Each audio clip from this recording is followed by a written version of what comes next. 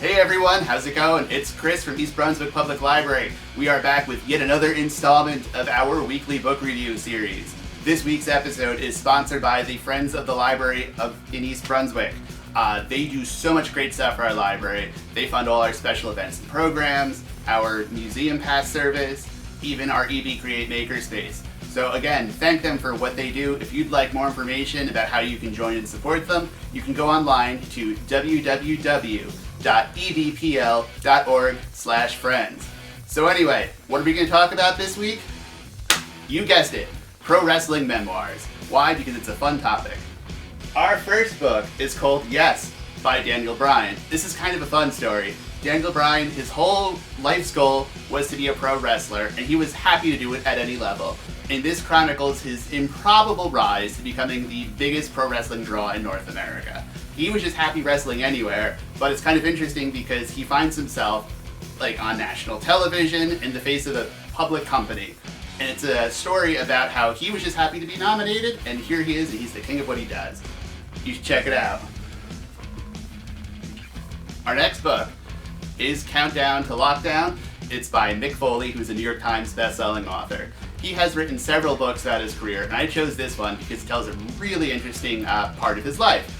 It's a story of you've been retired from wrestling for a long time, you're very happy with the way things are going, and suddenly you get an offer to come back. And so he's facing his greatest challenge yet. It's not The Undertaker, it's not Triple H, it's himself in Father Time. So can he get enough strength to go back to the ring one more time and perform at a level that he feels is acceptable? It's an interesting story. It's pretty funny because he's challenging himself more than he ever thought he would. And it's a really cool book. So, thanks to the internet, wrestling nerds like myself now have access to Japanese pro wrestling. And there's only one book about Japanese pro wrestling in North America, and it chronicles the life of Shinsuke Nakamura. This is his book, King of Strong Style. It's kind of old in the sense that it was published a few years ago, but they finally put out an English language version of it about 2 years ago. So this tells you everything you need to know about what the life of Japanese pro wrestlers are, how they get into the business. It's a completely different world, and I'm so happy that they finally translated this into English. Tokyo Pop, who you may know, they put out a lot of anime books and manga.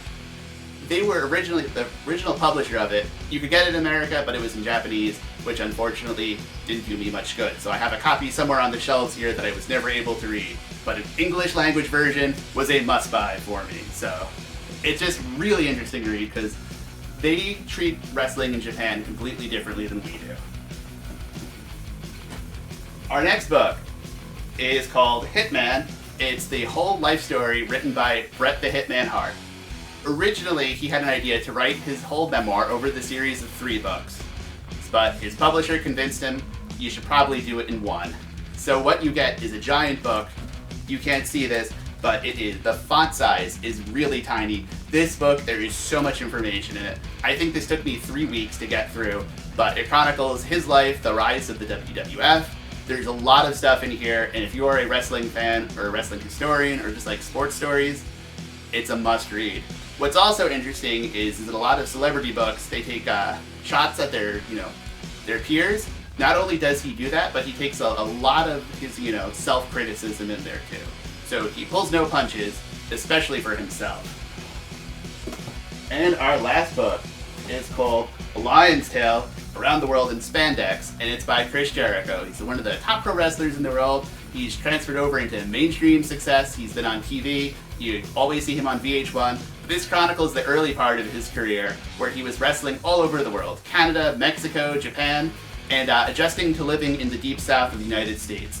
It's a fun look about somebody who's going out there and trying to live their dream. So you can get all these at the library. We hope to see you there soon.